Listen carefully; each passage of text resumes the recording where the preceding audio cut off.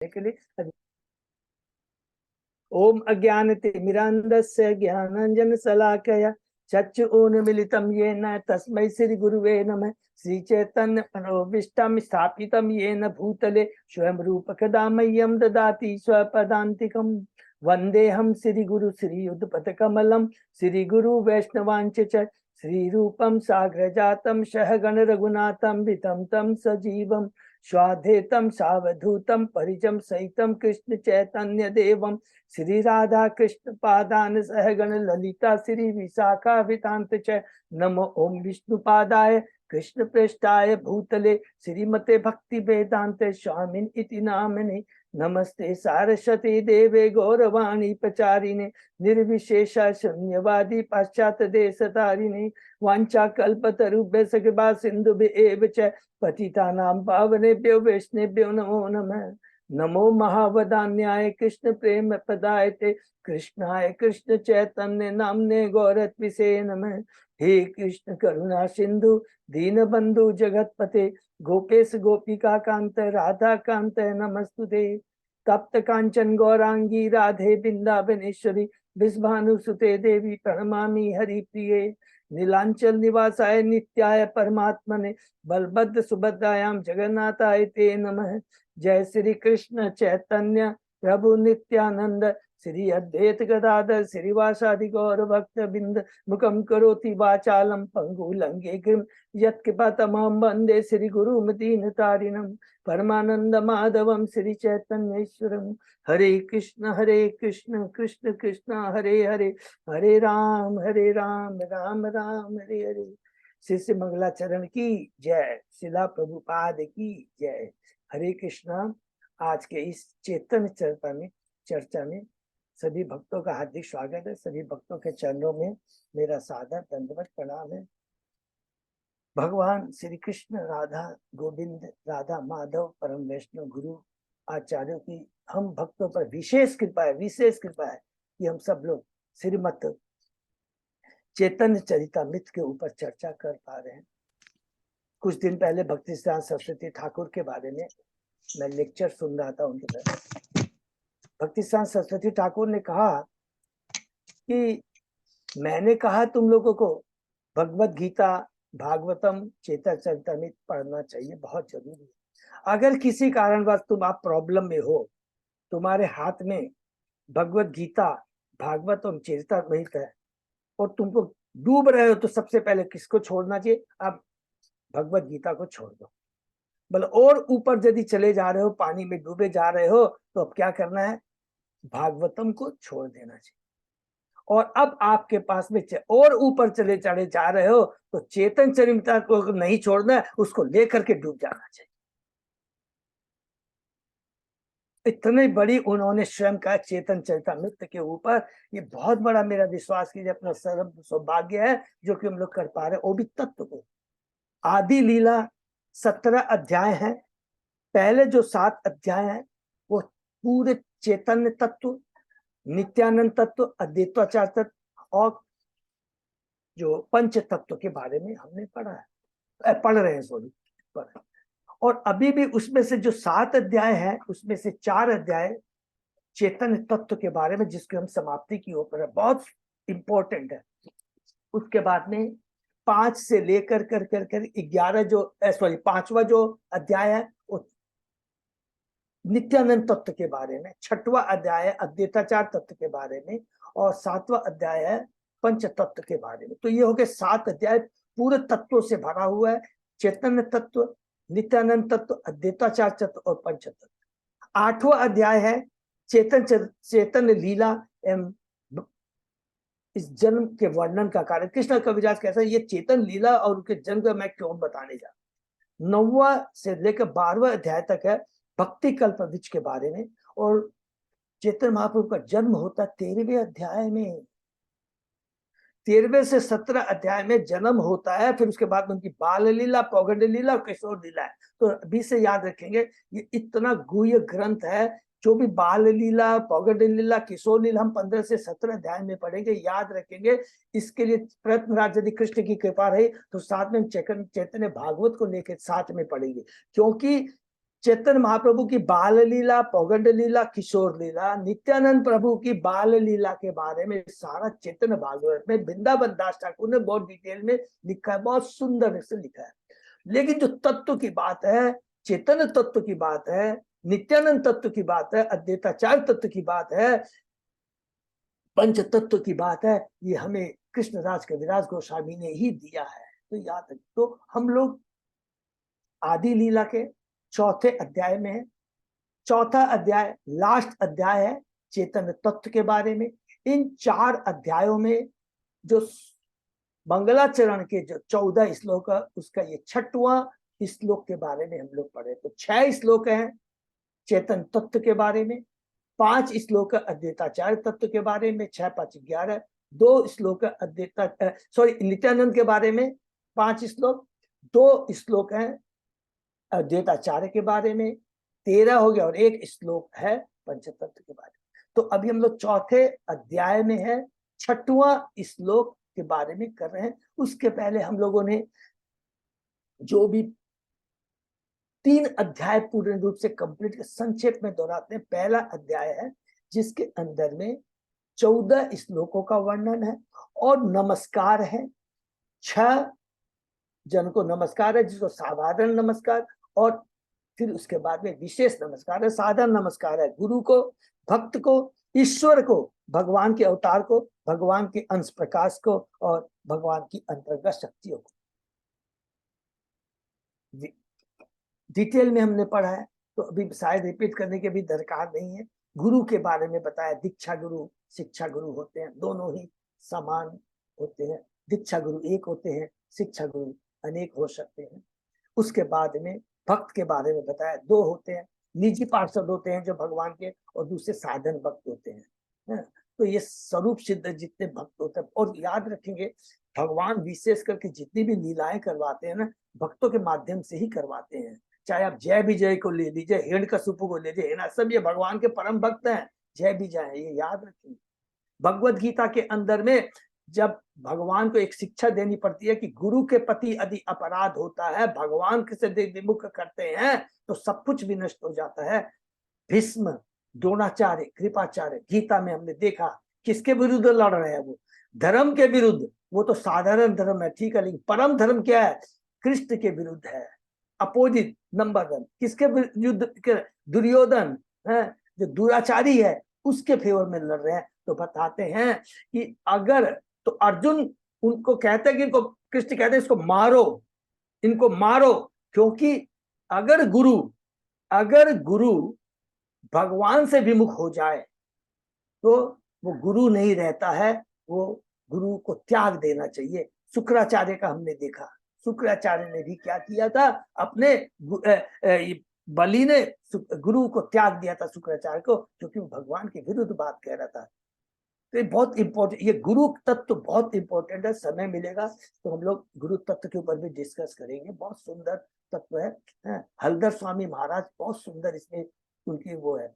उसी प्रकार हमने पढ़ा कि भक्त होते हैं निजी संघ और जो नवदीक्षित भक्त हम जैसे होते हैं, 2 तरह के हो गए। उसके बाद में हमने ईश्वर के अवतार, अंश अवतार, गुण अवतार, शक्ति अवतार, उसके बाद में भी लीला अवतार, अलग अलग है, युगा अवतार, लीला अवतार, मंत्र अवतार, 6 अवतार, वो हम लोग अलग से डिटेल में पढ़ेंगे इसी चेतन चेतामित के अंदर में। और भगवान के प्रकाश विग्रह जो कि हमने पढ़ा था, जो प्रकाश विग्रह विलास प्रकाश स्वयं कृष्ण है, जो एक ही रूप में अपने को अलग डिफरेंट करोड़ों अवतारों में वो अपने को प्रस्तुत करते हैं। और बलराम क्या है? विलास विग्रह है, उनका विस्तार है।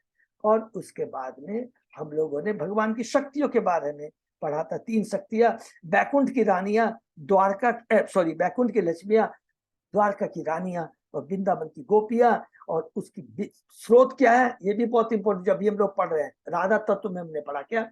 अलादीनी शक्ति है, राधा रानी पूर्ण शक्ति, कृष्ण पूर्ण शक्तिमान, राधा रानी पूर्ण शक्ति है।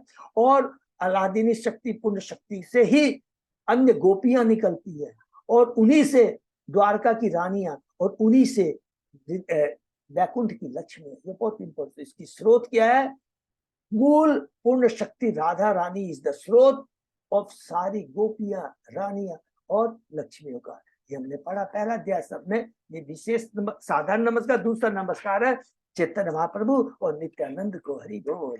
तीसरा दूसरे अध्याय में पहुंचते हैं पूर्ण पुरुषोत्तम भगवान, जिसमें कृष्ण तत्व को हमने बहुत डिटेल में पढ़ा। सबसे इंपॉर्टेंट क्या पढ़ा? कृष्ण स्वयं भगवान है। स्वयं का मतलब जिनसे सारे जो सारे अवतारों का, सारे विस्तारों का, अवतारों एंड विस्तारों के स्रोत हैं श्री कृष्ण। वदंती तत्व एक ही हमने पढ़ा। दूसरा पढ़ा था एते चांस कला पुंसे कृष्ण तो भगवान सब। तीसरा ईश्वर परम कृष्ण सच्चिदानंद विग्रह अनादि आदि गोविंद सर्व कारण कारण ब्रह्म संहिता से एते चांस कला पुंसा भागवतम से हमने लिया था। और तत्वविद तत्व वो भी भागवतम से ही है, ये हमने पढ़ा। दूसरा इंपॉर्टेंट पॉइंट पढ़ा कि नारायण के स्रोत भी कृष्ण ही है।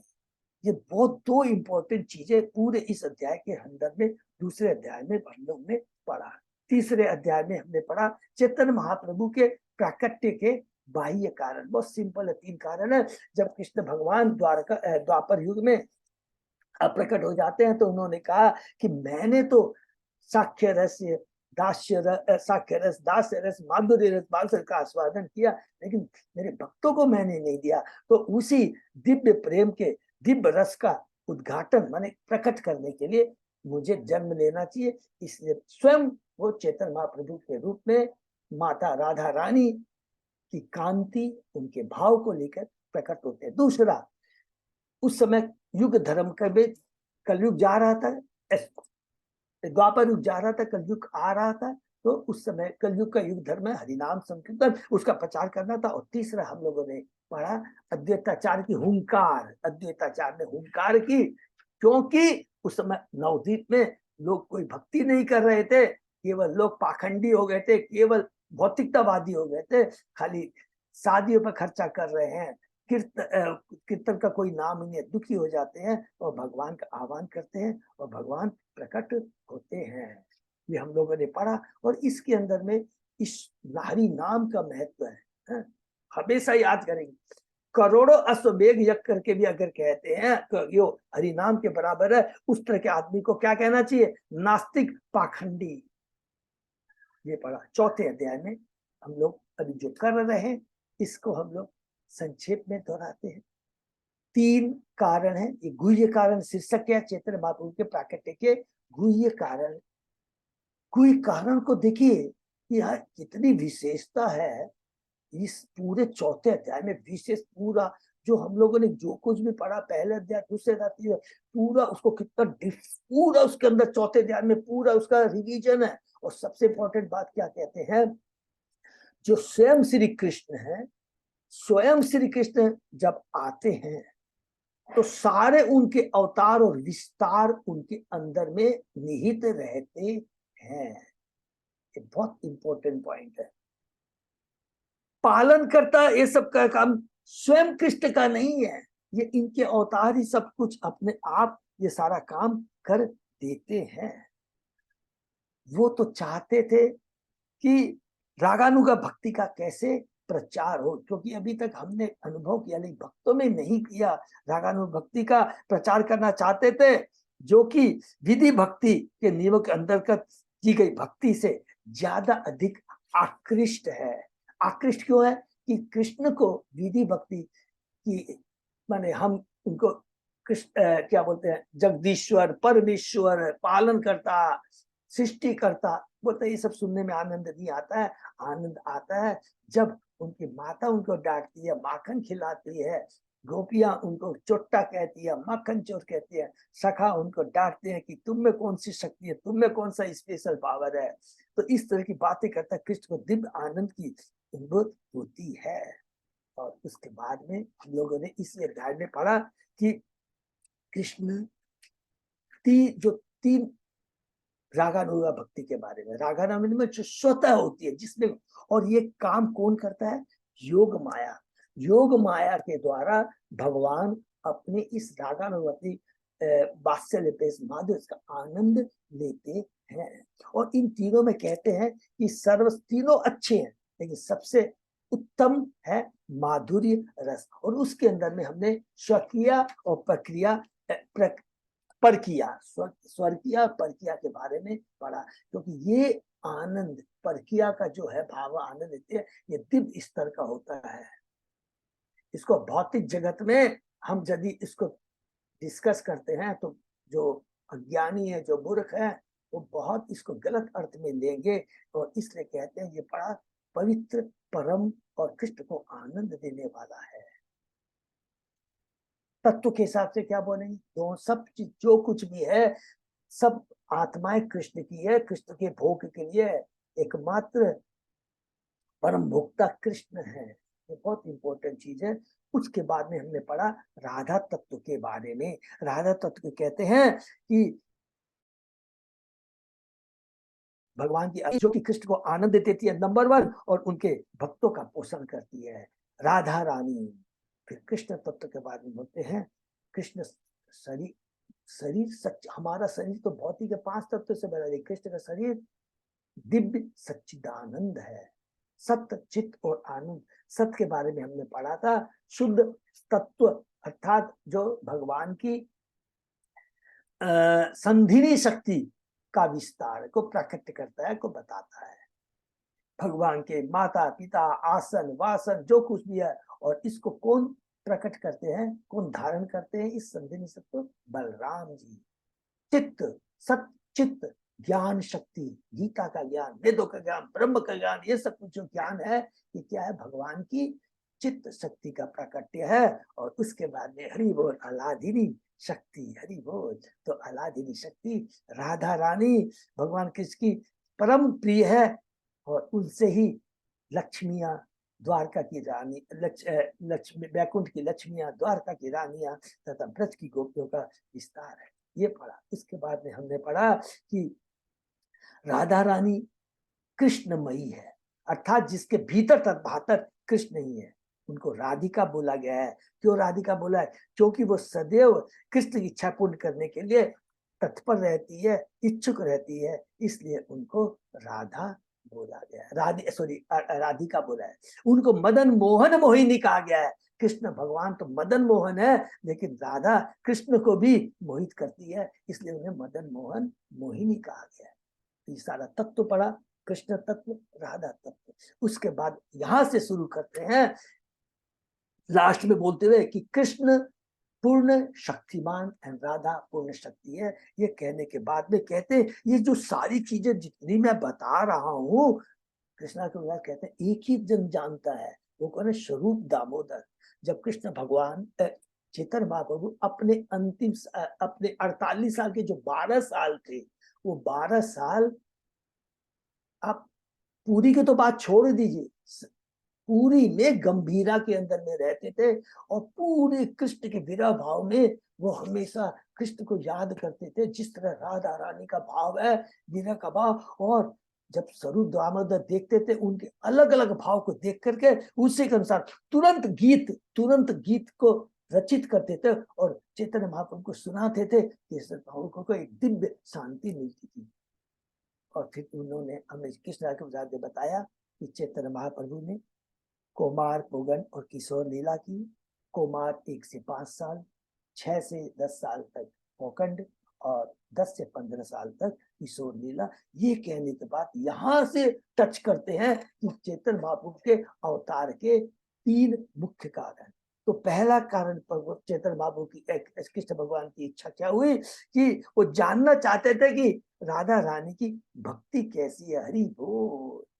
राधा का प्रेम मेरा गुरु है और मैं उसका नर्तक शिष्य हूँ। हरि बोल। श्रीमती राधा रानी के प्रति मेरे प्रेम को आस्वादन से मुझे जो भी आनंद मिलता है, उस समय मेरी अपेक्षा करोड़ गुना अधिक प्रेम का आस्वादन राधा रानी करती है।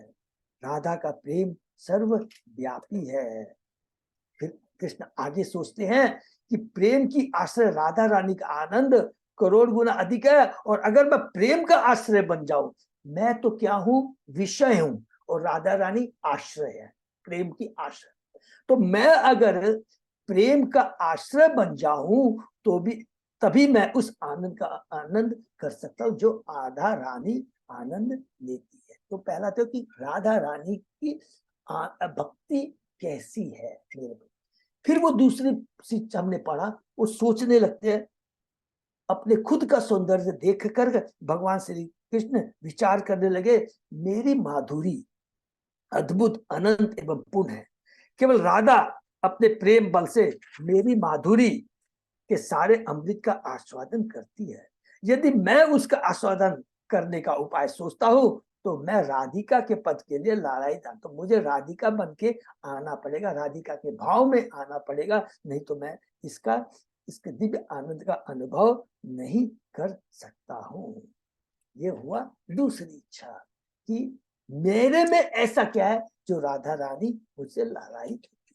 फिर तीसरी इच्छा जो हम लोगों ने पढ़ा कि चैतन्य महाप्रभु की, उस समय कहते हैं तीसरी इच्छा में सबसे इंपॉर्टेंट बात क्या कहते हैं कि गोपियों का जो भाव है दृढ़, जैसे रूढ़ भाव है, वह विशुद्ध एवं निष्कलंक है, वह कभी भी, बहुत इंपॉर्टेंट है, काम वासना से रहित होता है, वो कभी काम भाव नहीं होता है।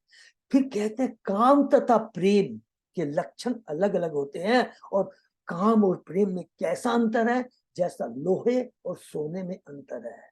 काम है लोहे के बराबर है और राधा का दिव्य प्रेम सोने के समान है। फिर कहते हैं काम किसको कहते हैं, अपनी खुद के इंद्रियों की तृप्ति करने की इच्छा को काम कहते हैं, किंतु कृष्ण की इंद्रिय को तुष्ट करने की इच्छा को प्रेम कहते हैं।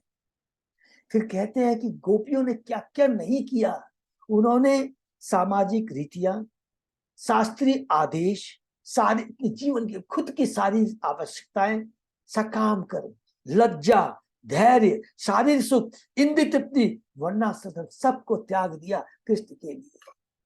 गोपियों का दिव्य प्रेम शुद्ध निष्कलंक है, जिस तरह एक स्वच्छ कपड़े में, स्वच्छ श्वेत सफेद कपड़े में कोई दाग नहीं होता।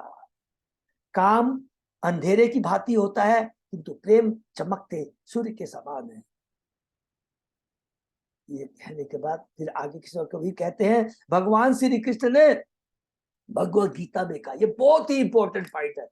देखिए भगवान अपने भक्तों की भक्ति के सामने जितने भी प्रॉमिस करते हैं, आप देख लीजिएगा पूरी गीता भागवतम में, भक्तों की प्रॉमिस को पूरा करने के लिए भगवान अपने प्रॉमिस को, अपने वचन को तोड़ देते हैं। कहते हैं कि मैंने भगवत गीता में कहा है, हे प्रतापुत्र अर्जुन, मेरे पर जिस प्रकार से मेरी शरण में आते हैं, मैं उसी के अनुपात में उन्हें कृपा प्रदान करता हूँ। ये यथा माम प्रबंधन्ति, बहुत सुंदर श्लोक है, या चौथे जाकर, किंतु गोपियों की दिव्य प्रेम पूजा से मेरी यह प्रतिज्ञा भंग हो चुकी है। मैं उन लोगों के सामने सरेंडर हो चुका हूँ। जैसा कि इतनी सुंदर बात कहते हैं भागवतम में, ये बहुत ही इंपॉर्टेंट श्लोक है भागवतम में, जो कृष्ण गोपियों को कहते हैं, हे गोपियों, मैं तुम्हारी निष्कलंक सेवा का ऋण ब्रह्मा के जीवन काल में भी नहीं चुका सकता। तुम लोगों के इन सारे बंधनों को तोड़कर मेरी तुमने पूजा की है, सारे बंधनों को, अपनी सारी आवश्यकताओं को, लाज लज्जा सबको छोड़ करके तुमने मेरी भक्ति कर रही है, जिसको तोड़ पाना अत्यधिक कठिन होता है। अतः तुम लोगों के यशस्वी कार्य तुम्हारे प्रेम का उपहार है। मैं तुमको कोई उपहार नहीं देता, तुम्हारा जो दिव्य प्रेम है वही एक उपहार है, मेरी तरफ से तुमको उपहार है, मैं उसके ज्यादा कुछ नहीं कह सकता हूँ। फिर आगे कृष्ण कविराज गोस्वामी कहते हैं, गोपियां सोचती है कि मैंने ये शरीर भगवान श्री कृष्ण को समर्पित कर दिया है, वही इसके स्वामी है और ये उन्हें आनंद प्रदान करता है। लास्ट में ये हम लोग ने पढ़ा बहुत, गोपियां कहती है ये शरीर हमारा है ही नहीं, ये कृष्ण का है, कृष्ण की तुष्टि के लिए बना है, इसलिए ये सारा मेरा शरीर कृष्ण को समर्पित है। यहाँ तक हम लोग ने पढ़ा। चौथे अध्याय का तीसरी इच्छा क्या है कि राधा रानी को मेरी भक्ति करके क्या आनंद मिलता है। तो पहला रिपीट करते हैं कि राधा रानी की भक्ति कैसी है, दूसरा मेरे में ऐसा क्या दिव्य रूप है, आकर्षण है, जिससे राधा रानी मेरे को देख के आकर्षित होती है, नंबर 2, और मेरी भक्ति को देखकर, मेरे को देखकर राधा रानी को क्या आनंद मिलता है। तो ये तीसरा जो उनकी इच्छा है, आंतरिक इच्छा, उसको हम लोग और आगे आज पढ़ते हैं। ओम नमो भगवते वासुदेवाय, ओम नमो भगवते वासुदेवाय, ओम नमो भगवते वासुदेवाय। आदि लीला अध्याय 4 शीर्षक चेतन महाप्रभु के पाके गुह्य कारण। श्लोक नंबर 183 प्रभु। हाँ प्रभु जी 183। हरि बोल। तो इसमें हमने स्टार्ट किया, सबसे इंपॉर्टेंट चीज यहाँ पर है कि जो सुख दुख लाभ हानि, ये सारे जो द्वंद्व होते हैं ना, ये सब क्या होते हैं, 3 गुणों के प्रभाव के चलते आते हैं। कभी सुख, कभी दुख, कभी लाभ, कभी आनंद, कभी बहुत खुश है, कभी दुख होते हैं। ये 3 गुणों का प्रभाव है। लेकिन राधा रानी का गोपियों का जो प्रेम है ना, इन 3 गुणों से दिव्य है, दिव्य है। उसमें कोई परिवर्तन नहीं होता, वो बढ़ता ही जाता है, कम नहीं होता। ऐसा नहीं है कि कभी कम हो गया, ज्यादा नहीं, बिल्कुल नहीं है। इसीलिए कहते हैं कि राधा रानी का जो प्रेम है, गोपियों को जो प्रेम है, उसको काम नहीं बोलेंगे, उसको हम लोग क्या बोलेंगे, दिव्य प्रेम जो सोने के समान है। और इसी को भाव को राधा रानी गोपियां कहती है, हमारा जो शरीर है हमारा नहीं है, कृष्ण को समर्पित है। एहि देह कैलु आमी कृष्ण समर्पण, तार धन तार ही असंभोग साधन। ये लास्ट श्लोक हमने पढ़ा था। उसके आगे हम लोग पढ़ते हैं, एह देह दर्शन स्पर्श कृष्ण संतोषन, एहि लागी कौरे देहर मार्जन भूषण। इस शरीर को देखकर तथा इसका स्पर्श करके कृष्ण को आनंद प्राप्त होता है। इसी कारण से वे अपने शरीर को स्वच्छ करती एवं सजाती है। हम लोग अपने शरीर को सजाते हैं कि कोई दूसरा देखे, अपनी इंद्रिय तृप्ति के लिए, लेकिन वो सजाती है कृष्ण को खुशी देने के लिए। हरि बोल। निजंगम अपि या गोप्यो ममेति सॉरी, निजांगम अपि या गोप्यो ममेति ममुपासते, ताव्य परम न में पार्थ निगूढ़ प्रेम भाजनम। ये आदि पुराण का है। हे अर्जुन, गोपियों से बढ़कर मेरे लिए प्रगाढ़ प्रेम का पात्र और कोई दूसरा नहीं है। वे अपने शरीरों को स्वच्छ करती सजाती है, क्योंकि वे उन्हें मेरा समझती है। हरि बोल। सब कुछ मेरा समझती है। ये आदि पुराण का है और ये कृष्ण का कथन है। आर एक अद्भुत गोपी भावेर स्वभाव, बुद्धि गोचर नाही जाहर प्रभाव। गोपियों के भाव का एक दूसरा अद्भुत स्वभाव है। इसका प्रभाव बुद्धि की समझ के बाहर है। हरि बोल। हमारी भौतिक बुद्धि के परे बाहर है। गोपी गण करे जब कृष्ण दर्शन, सुख वांछा नाही सुख है कोटि गण। ये देखिए बहुत इंपॉर्टेंट, इसको बड़े अच्छे से हम लोग पढ़ते हैं। जब गोपियां भगवान कृष्ण का दर्शन करती है तब उन्हें असीम आनंद प्राप्त होता है। ये तो हुआ पहला। यद्यपि उन्हें ऐसे आनंद की थोड़ी सी भी इच्छा नहीं होती, अपने लिए नहीं, कृष्ण के लिए। गोपी का दर्शन कृष्ण जे आनंद होय, तहा जते कोटि गुण गोपी आस्वाद है। गोपियों को देखकर कृष्ण को जितना आनंद मिलता है, नंबर 1 तो पहले कृष्ण गोपियों को देखते हैं तो उनको बहुत आनंद मिलता है। और जब गोपियां कृष्ण को देखती है, अरे मेरे कृष्ण को इतना आनंद मिलता है, तो उससे उनका आनंद जो पहले था और करोड़ गुना आनंद गोपियों को मिलता है। गोपियों का आनंद बढ़ जाता है। किससे सोचते हैं कि मेरे को बहुत आनंद मिल रहा है, गोपियों से ज्यादा मेरे को आनंद मिलता है। फिर जब गोपियों की तरफ ताकते हैं तो देखते हैं, अरे गोपियों का आनंद मेरे को देखकर और करोड़ गुना बढ़ गया। तो कृष्ण और गोपियों में कंपटीशन हो रहा है कि किसका आनंद और ज्यादा है। गोपियों के अद्भुत गुण कल्पनातीत है। उन्हें आत्मतुष्टि की थोड़ी सी भी इच्छा नहीं होती। फिर भी जब कृष्ण उन्हें देखकर प्रसन्न होते हैं तो उस आनंद से गोपियां कृष्ण से करोड़ों गुना अधिक प्रसन्नता का अनुभव करती है। जिसको कहते हैं माने भाव, महाभाव, माने कुछ भी कह लीजिए इसको।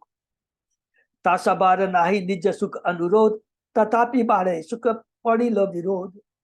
गोपियों को जो निजी सुख की कोई इच्छा नहीं है, फिर भी उनका आनंद बढ़ता जाता है। यह निश्चित रूप से विरोधाभास है। यही विरोध एकमात्र देखिए समाधान। गोपिकार कृष्ण, देखिए गोपिकार सुख कृष्ण सुख पर्यवसान। इस विरोधाभास का मुझे केवल एक ही समाधान दृष्टिगत होता है कि गोपियों का सुख उनके प्रिय कृष्ण के सुख में नहीं था। हरि बोल। गोपियों का सुख उनके प्रिय कृष्ण के सुख में निहित है। इस लाइन को अंडरलाइन कर लीजिए। कृष्ण का जो सुख है गोपियों का उसके अंदर निहित है। मेरा सुख, हमारा सुख मीन्स कृष्ण का सुख है। वो अपने सुख की जंच मात्र भी सपना तक भी नहीं सोचती है। इस विरोधाभास मुझे एक ही समान दिखता है कि गोपियों का सुख उनके प्रिय कृष्ण के सुख में निहित है। गोपियों की स्थिति बड़ी उलझन भरी है। क्योंकि निजी आनंद न चाहते हुए भी यह आनंद उन पर थोपा गया था। इस उलझन का समाधान यह है कि श्री कृष्ण का सुख का भाव गोपियों के सुख द्वारा सीमित है। इसलिए वृंदावन के भक्त गोपियों अर्थात राधा रानी तथा उनकी संगिनियों की सेवा करना चाहते हैं। इसीलिए वृंदावन के भक्त गोपियों अर्थात राधा रानी तथा उनकी संगिनियों की सेवा करनी चाहिए। यदि किसी को गोपियों की कृपा प्राप्त हो जाती है तो उसे कृष्ण की कृपा सरलता से प्राप्त हो जाती है, क्योंकि गोपियों के कहने पर कृष्ण किसी भक्त की सेवा तुरंत स्वीकार कर लेते हैं। इसको अंडरलाइन कर लेंगे। इसलिए कहा था कि अगर हमें कृष्ण का प्रेम प्राप्त करना है तो डायरेक्ट नहीं, जो आनंद की मूर्ति, आनंद की सागर है, सब कुछ है, राधा रानी की कृपा बहुत जरूरी है।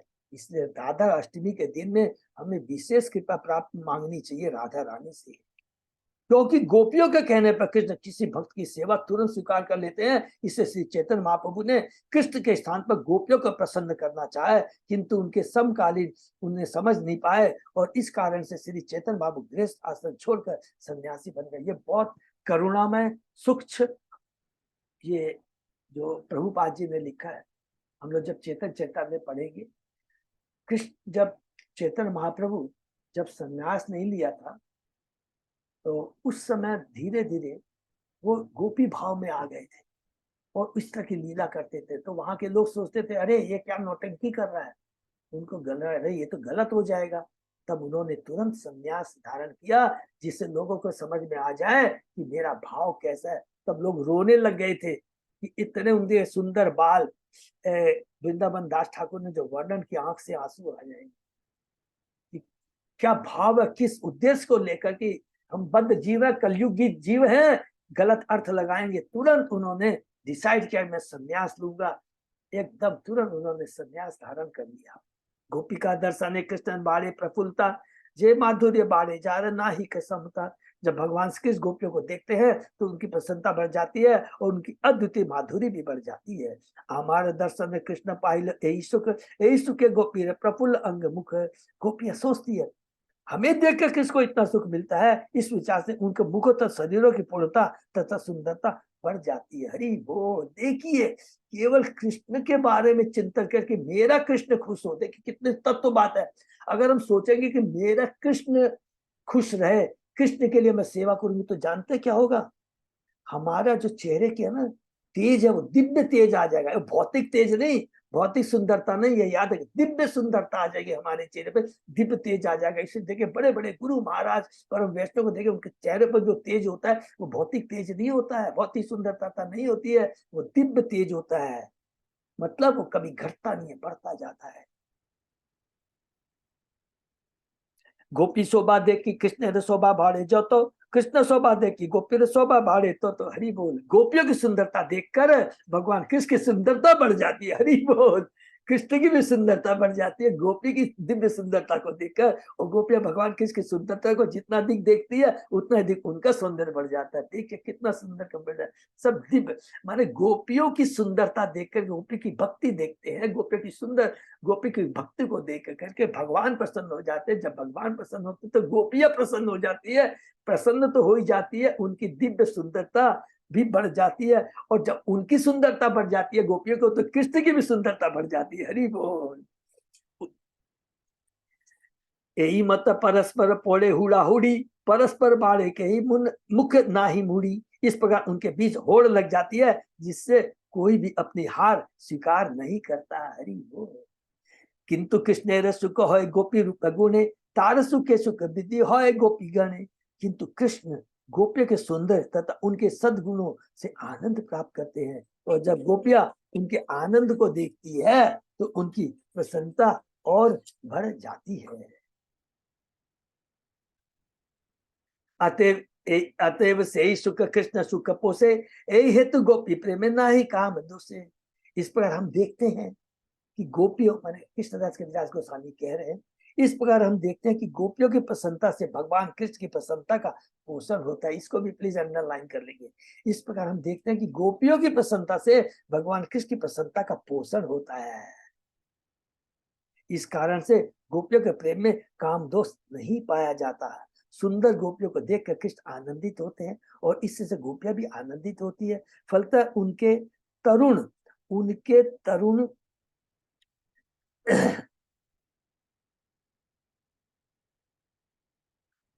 मुखमंडल तथा शरीर खिल उठते हैं। गोपियों तथा कृष्ण के बीच सौंदर्य बढ़ाने की यह प्रतिस्पर्धा, कंपटीशन असीम है और इतने सूक्ष्म है, लेकिन इतनी सूक्ष्म और दिव्य है कि कभी कभी सांसारिक नेतावर इस व्यापारों को विश्व काम काम इस विशुद्ध प्रेम को काम मान बैठते हैं। किंतु ये प्रेम व्यापार रंच माधुरी भौतिक नहीं है, क्योंकि कृष्ण को प्रसन्न करने की गोपियों की उत्कट इच्छा से सारा वातावरण शुद्ध भगवत प्रेम से पूरित हो जाता है, जिसमें काम वासना का गंध भी नहीं रहता है। रूप गोस्वामी के ये वाला नेक्स्ट श्लोक बहुत इंपॉर्टेंट श्लोक है। रूप गोस्वामी संकलित श्रुतमाला से लिया गया है। उपेत पति सुंदरी ततिभि आभि अभ्यर्चितम स्मितांकर करम्बिते नटत अपांग भंगी से सत्ते सनत सतवक संचरत नयन चंचरिक अंचलम ब्रजे विजयन भजे विपिन देशतः केशवम। मैं भगवान केशव की पूजा करता हूँ। कृष्ण के ब्रज के वन से व्रज से लौटते समय गोपियां अपने महलों की छत पर चढ़ जाती है और सैकड़ों प्रकार की तिरछी तीक्ष्णों तो मंद मुस्कान द्वारा मार्ग में उनसे मिलकर उनकी पूजा करती है। उनके दोनों ने तो विशाल काले भौरों के समान गोपियों के स्तन पर विचरण करते हैं। यह कथन श्री रूप गोस्वामी द्वारा संकलित श्रुतमाला के केशवाष्टक में आया है। आर एक गोपी प्रेम स्वाभाविक चिन्ह जे प्रकार होय प्रेम काम गंधहीन। गोपियों के प्रेम का एक अन्य स्वाभाविक लक्षण भी है, जो यह दिखाता है कि इसमें लेस मात्र भी काम वासना नहीं है।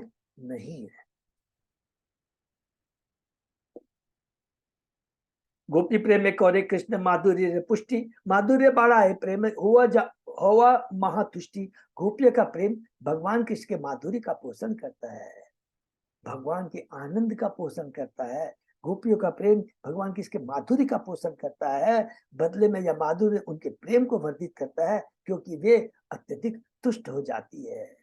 प्रीति विषानंदे तदाश्रय आनंद तहा नाही निज सुख वांछा संबंध। प्रेम के आश्रय का सुख उस प्रेम के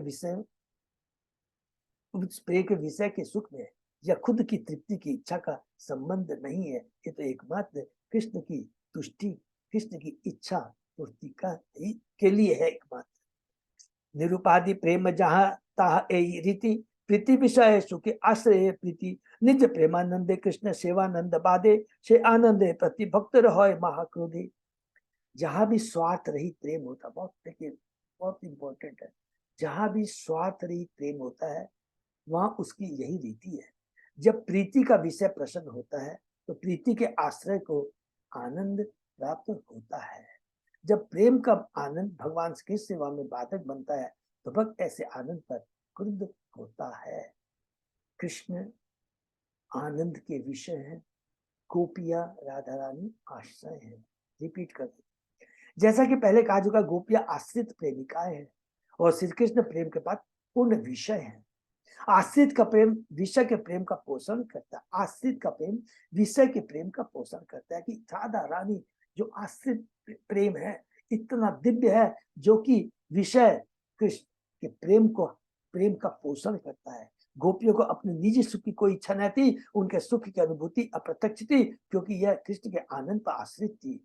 ईश्वर का निस्वार्थ प्रेम ऐसा ही हो सकता है। ऐसा शुद्ध प्रेम तभी संभव होता है जब प्रेम विषय के सुख से प्रेम आश्रय को सुख देती है। ऐसा शुद्ध प्रेम तभी आदर्श प्रस्तुत करता है जब प्रेमिका अपने सेवा के उस आनंद को उस आनंद की निंदा करती है कि जो उसकी सेवा संपन्न करने में बाधक बनता है। जैसे वो पढ़े थे, गोपियां ब्रह्मा जी को डांटती है ना कि तुमने क्या रचना की है, 2 ही आंखें दी है खाली। अरे 2 ही आंखें दिए, करोड़ों आंखें देनी चाहिए, वो भी 2 आंखें दिए, उसमें पुतली दिए, पलक दे दी है, जो हम लोग को कृष्ण को नहीं देते, तो उनको गुस्सा आता है।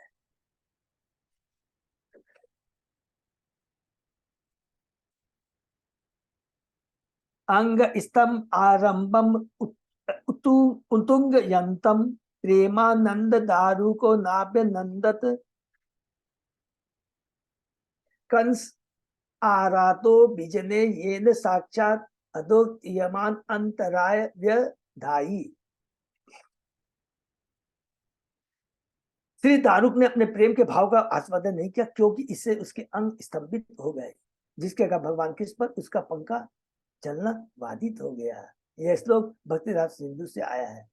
दारू का कृष्ण भगवान का वो क्या है, सारथी है ना। हरे कृष्ण प्रभु जी, ये मतलब क्या हुआ? दारुक ने अपने प्रेम का भाव का आस्वादन नहीं किया, क्यों नहीं किया प्रभु? मैंने स्तंभित हो गए, वो लिखता है क्योंकि उसके अंग स्तंभित हो गए, जिसके भगवान किस पर उसका पंखा जलना बाधित हो गया। स्तंभित नहीं हो जाते एकदम, माने क्या बोलते हैं आप लोग? आश्चर्यचकित? नहीं नहीं नहीं, स्टैंड स्टिल हो गया। हाँ स्टैंड स्टिल, क्या बोलते हैं? Statue statue statue. ये सात्विक भाव है। हाँ सात्विक भाव है, ये स्टैच्यू बोलते हैं। ठीक बोला प्रभु ने, स्टैंड स्टिल बोलते हैं। ठीक प्रभु है। ये सारथी नहीं था, चामर व्यंजन कर रहा था। चावल, अच्छा दारुक नहीं था तो उनका वो कौन है? कृष्ण भगवान का वो जो दारू की तो था उसका नाम। लेकिन इधर तो चामर व्यंजन बोल रहे, है चामर व्यंजन करने का पता नहीं टाइम। चारण बंदर रथ में कर रहा था या कहाँ कर रहा था, ये नहीं मालूम है। तो यार भक्ति साहब सिंधु से हम लोग पढ़ेंगे तो क्लियर हो जाएगा। ठीक है। तो दारू प्रभु सब लोग जानते हैं ना, दारू तो भगवान श्री कृष्ण का द्वारका में वही था ना। पता नहीं है, वही था 99%। चेंज होगा उसको हम लोग फिर से चेक कर लेंगे। गोविंद प्रेक्षणापि भी वास्प पुरा भी वर्षिनाम उच्च आनंद आनंदम अरविंद विलोचना। कमल नयनी राधा रानी ने उस प्रेम की भर्त्सना की, जिसके कारण अश्रु बहने लगे और उसे उन्हें गोविंद का दर्शन पाने में बाधा पहुंची। हरि बोल। वहां पर तो पलके का दोष दे रही और राधा रानी अपने आंसुओं को दोष दे दी है कि तुम्हारे अपने आंसुओं के चलते वो कृष्ण को ठीक से दर्शन नहीं कर पा रही है। यह श्लोक भी भक्त सिंधु से लिया गया है। आर शुद्ध भक्त कृष्ण प्रेम सेवा भी ने स्वसुखार्थ सालोक्य आदि न करे ग्रहण। यही नहीं, शुद्ध भक्त 5 प्रकार की मुक्ति के माध्यम से अपने निजी सुख की कामना के लिए कृष्ण की प्रेम सेवा कभी नहीं छोड़ते। एकमात्र कृष्ण से प्रेम करने वाले उनके शुद्ध किसी भी प्रकार की मुक्ति को एकदम ठुकरा देते हैं, चाहे वह भगवान से तादम हो अथवा सालों के सारूप सामने और साष्टी मुक्ति हो। ये सबको मालूम है ना, भागवतम में भी पढ़ेंगे, पढ़ा भी और आगे भी पढ़ेंगे। तो मोस्ट प्रोबेबली भगवान कपिल जो देवती माता को दे दे, उसमें एक बार आया और अभी आगे एक आएगा। मोस्ट प्रोबेबली 7वें कैंटो में आना चाहिए। सबको मालूम है ना, सालोक्य सेम लोक में, सारूप्य भगवान के जैसा रूप, सामीप्य भगवान के पास, साष्टी भगवान के जैसा ऐश्वर्य, और लास्ट है सायुज्य, मतलब भगवान में विलीन हो जाना है। तो जो भक्त होता है ये किसी प्रकार की भी मुक्ति नहीं चाहता। 5वीं को तो क्या है, सुसाइडल बोला ना, स्पिरिचुअल सुसाइड, प्रबोधानंद सरस्वती ने ये सब। जिस अच्छा मध्य गुण श्रुति मात्रे ने महिषार्मद गुहाशय मनोगति गतिर विच्छिन्ना यथा गंगा बसो अम्बुदो। गंगा अम्बसो अम्बुदो, जिस प्रकार गंगा नदी का देवी जल अबाध गति से बहकर समुद्र में मिलता है, उसी प्रकार मेरे भक्तों के मन मेरा गुणगान सुनते ही सबके हृदय में वास करने वाले मुझ तक चले आते हैं। हरि बोल। ये भगवान लक्ष्मण भक्ति योगस्य निर्गुणस्य हुआ निर्गुणस्य ही हुआ इदम अहेतु की अव्यवहिता या भक्ति पुरुषोत्तमे। पुरुषोत्तम भगवान की दिव्य प्रेम भक्ति के ये लक्षण है। यह निस्वार्थ होती है और यह किसी भी तरह रोकी नहीं जा सकती। ये सब है भागवतम से श्लोक है। आई गए यहाँ पर देखिए, हरि बोल। सालोक्य साष्टी सारूप्य सामीप्य एकोतम अप्युत दीयमानम न गृहणन्ति बिना मत सेवन जना। ये देखिए हम लोग ने पढ़ा तो ये कैंटो 3 में है, जो कपिल भगवान है देवती माता के। मेरे पर मेरी सेवा के बदले में सालों के साष्टी सारूप्य सामीप्य अथवा मेरे साथ तादम्यता की मुक्तियों को मेरे देने पर भी स्वीकार नहीं करते। हरि बोल, हरि बोल। ये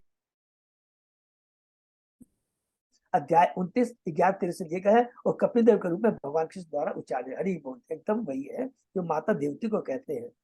मत सेवया पतिति तम ते शालोक्यादि चतुष्टयम् नेच्छन्ति सेवया पुण्य कुतो अन्यत्काल विपलुतम।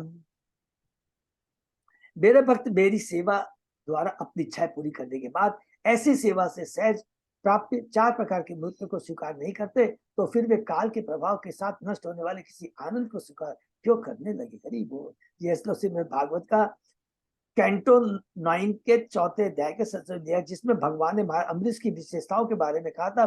ब्रह्म में तादात्म्य होना जीव द्वारा स्वर्ग में रहने के समान क्षणभंगुर, दोनों ही काल द्वारा नियंत्रित, अतः इसमें कोई भी स्थायी नहीं रहता, जो कि हम लोगों ने पढ़ा था। तात्पर्य प्रभुपाद कहते हैं, प्रबोधानंद सरस्वती कहते हैं कि तादम्य मुक्ति, तादम्य होना ये क्या है, नरक के बराबर है, और स्वर्ग की इच्छा माया जाल है। सबको याद है ना। काम गंधहीन स्वाभाविक गोपी प्रेम निर्मल उज्ज्वल सुध जैन ये न दग्ध हेम। गोपियों के सहज प्रेम में काम की गंध नहीं आती, यह निर्दोष उज्जवल एवं पिघले सोने की भांति है। कृष्ण सहाय गुरु बांधव प्रेयसी गोपिया प्रिय शिष्य सखीदासी। गोपिया भगवान श्री कृष्ण की सहायिकाएं, गुरु मित्र पत्नियां प्रिय शिष्या विश्वास पात्र तथा दासिया है। हरि बोल। सहाय गुरव शिष्या भुजित्या, ये सॉरी, सहाय गुरुव शिष्या भुजिष्या बांधवा स्त्रिय सत्यम वदामि ते पार्थ गोप्य की में भवंती न। हे पार्थ, मैं तुमसे सत्य कहता हूं। कौन कह रहे? कृष्ण कह रहे हैं अर्जुन को। गोपियां मेरी सहायिकाएं, गुरु शिष्या सेविकाएं मित्रता प्रेषय है। मैं नहीं जानता कि वे मेरे लिए क्या करती है। तो ये सब याद रखेंगे। जो माधुर्य रस होता है, परम होता है, जिसके अंदर में हम, जैसे एक पत्नी होती है अपने पत्नी के लिए हर तरह का रहती है, उसके अंदर में वो सारा चीज प्रदान करती है। दास्य भाव भी रहता है, साक्ष्य भाव भी रहता है, वात्सल्य भाव भी रहता है, माधुर्य भाव भी रहता है। ये बहुत दिव्य है, इसको हमेशा याद रखें। ये बहुत इंपॉर्टेंट है माता जी के लिए, बहुत पावरफुल होती है प्रभु जी लोग के लिए। यह श्लोक गोपी प्रेमामृत में भगवान कृष्ण द्वारा कहा गया। गोपिका जाने ने कृष्ण रमने वांछित प्रेम सेवा परिपाटी इष्ट समिहित। गोपिया कृष्ण की इच्छाओं को जानती है और वे यह भी जानते कि उनके आनंद के लिए किस प्रकार प्रेम में सेवा पूर्ण रूप से करनी चाहिए। कि प्रेम में सेवा पूर्ण रूप से गोपिया किसकी इच्छाओं को जानती है और वे यह भी जानते हैं कि उनके आनंद के किस पर प्रेम सेवा पूर्ण करनी चाहिए। वे अपने प्रीतम की तुष्टि उनकी सेवा दक्षता पूर्ण करती है। इसको अंदर दक्षता पूर्ण अटेंटिव, पूरे भाव से, हृदय से, बिना अपनी कोई इंद्रिय की लेस मात्र इच्छा रखे। हरि बोल। मत महानतम मत सपर्याम मत श्रद्धा मत मन गतम जानन्ति गोपिका पार्थ नान्ये जानन्ति तत्वतः। हे पार्थ, गोपियां मेरी महानता, मेरी प्रेम में सेवा, मेरे सम्मान तथा मेरी मनोभाव को जानती है। वस्तु अन्य कोई इसे नहीं जान सकता। जो उस तरह का भाव होना चाहिए, उस लेवल की भक्ति होनी चाहिए। यह श्लोक आदि पुराण में आया, जिसे कृष्ण ने अर्जुन को कहा था। सही गोपी गण मध्य उत्तम राधिका रूपे गुण सौभाग्य प्रेम सर्वाधिका। गोपियों में श्रीमती राधा रानी, देखिए अब यहाँ पर आ गया है, गोपियों में श्रीमती राधा रानी सर्वोपरि है। वे सौंदर्य, सद्गुण, सौभाग्य तथा प्रेम में सबसे बढ़कर है। समस्त गोपियों में श्रीमती राधा रानी सर्वाधिक उत्तम है। वे सबसे सुंदर और सबसे योग्य है। और इनसे भी बड़ी बात यह कि वे कृष्ण की सबसे बड़ी प्रेयसी है। यथा राधा प्रिय विष्णु तस्या सॉरी रथा यादा प्रिया विष्णु तस्या कुंडम प्रिय तथा सर्व गोपिकों सेविका विष्णुर्यन्त बल्लभा। जिस प्रकार राधा भगवान श्री कृष्ण को प्रिय है, उसी प्रकार उनका स्नान स्थल राधा कुंड भी उन्हें प्रिय है। अकेले वही समस्त गोपियों में से उनकी सबसे अधिक प्रिय है। यह श्लोक पद्म पुराण से लिया गया है। मुझे यही विराम देंगे, आगे कंटिन्यू। ओ अच्छा, बहुत सॉरी। हाँ, थैंक यू सो मच प्रभु। तो यही पर हम लोग विराम देते हैं। बहुत ही ज्यादा अच्छा है यहाँ पर पूरा इस लेवल का जो डिस्कशन है, बहुत ही उसके हम लोग योग्य है या नहीं है, लेकिन ये जो भी कर पा रहे हैं बिना गुरु की कृपा के, ये हम लोग खोल भी नहीं सकते, पन्ना सोच भी नहीं सकते, और खोलेंगे भी तो दिमाग में नहीं घुसेगा। लेकिन भगवान की बहुत बड़ी विशेष कृपा है कि राधा रानी का जो दिव्य प्रेम है, गोपियों का जो दिव्य प्रेम है, और प्रेम की पराकाष्ठा मान लेवल ऑफ प्रेम है, वो इतना उच्च कोटि का है, जहां पर कृष्ण कहते हैं कि गीता में मैंने जो प्रॉमिस किया है, अब सब जगह देखिए कि मैं भी सरेंडर हो जाता हूँ उनके इस दिव्य प्रेम का बदले में। मैं कुछ बदल चुका ही नहीं सकता। और उस दिव्य प्रेम को आनंद कि उस राधा रानी का ऐसा दिव्य प्रेम कैसा है, खाली सुनने से नहीं देख, उसको मैं अनुभव करना चाहता हूँ। तो राधा रानी का प्रेम मेरे को देकर राधा रानी को क्या आनंद मिलता है, मैं उसे चखना चाहता हूँ। उसी चीज को, तीसरी इस इच्छा को ध्यान में दे करके भगवान श्री कृष्ण चैतन्य के रूप में राधा रानी की कांति, राधा रानी का भाव लेकर करके इस कुलयुग में नवद्वीप में प्रकट होते हैं। और 25 तारीख को, और ये देखेगा पूरा, ये डिटेल हम लोग डिस्कस भी कर सकते हैं गौर कथा के अंदर में। तो गौर कुछ भी है, अगर समय मिलेगा तो चेष्टा जरूर करेंगे, लेकिन इसको प्लीज हम लोग कंटिन्यू करेंगे, बार बार रिपीट करेंगे। Thank you. हरे कृष्णा।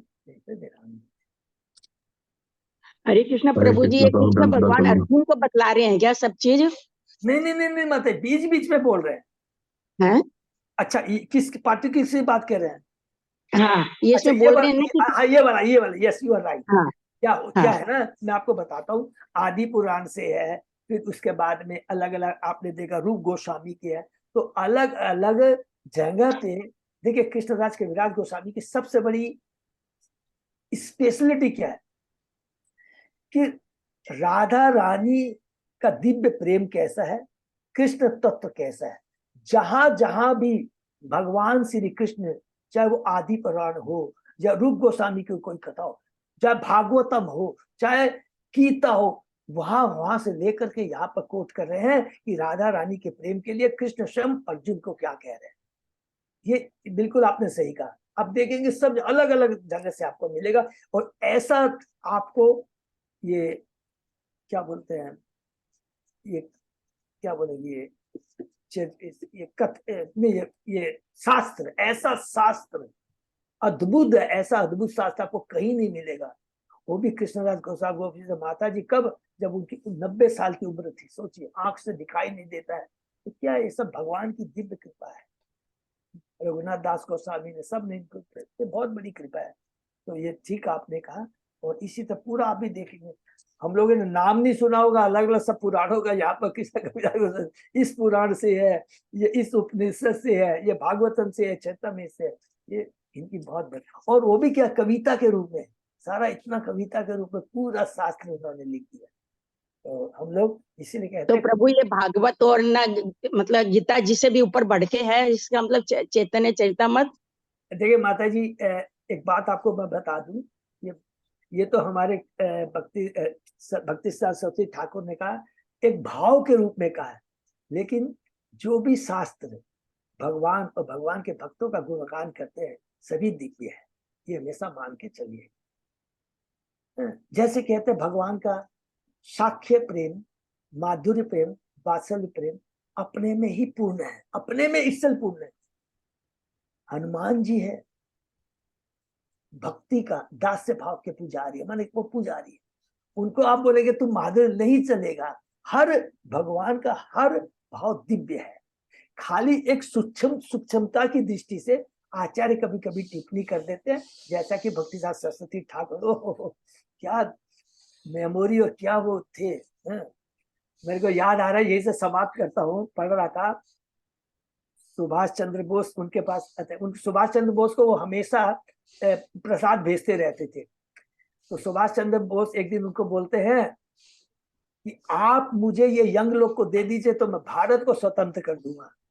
तो भक्तिसिद्धांत सरस्वती ठाकुर कहते हैं तू अपनी सारी सेना को हे सुभाष मुझको दे दे, मैं पूरे ब्रह्मांड के जीवों को इस भौतिक जगत से मुक्त कर दूंगा,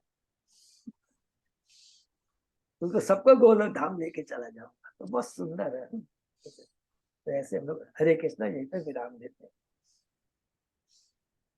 अजय प्रताप बाबू और कोई कुछ प्रभु है नहीं, बस हम लोग तो डिस्कस कर ही चुके हैं। मीटिंग होएगी। बहुत इम्पोर्टेंट है ये हमारा गौर पूर्णिमा फेस्टिवल है, ये बहुत इम्पोर्टेंट है क्योंकि इसमें चेतन बाबू का जितना ग्लोरिफिकेशन होगा ना उतना हमारी भक्ति का पोषण होगा और हमारी चेतना का प्योरिफिकेशन होगा। तो हमें अभी से ही तैयार रहना है। हरे कृष्णा। भक्तों का बहुत बहुत धन्यवाद। आज के सेशन ये विराम देते हैं, फिर अगले सोमवार 7 बजे मिलते हैं। हरे कृष्णा प्रभु जी, सादर प्रणाम। हरे कृष्ण। धन्यवाद। प्रणाम। धन्यवाद। प्रणाम प्रभु जी। हरे कृष्ण।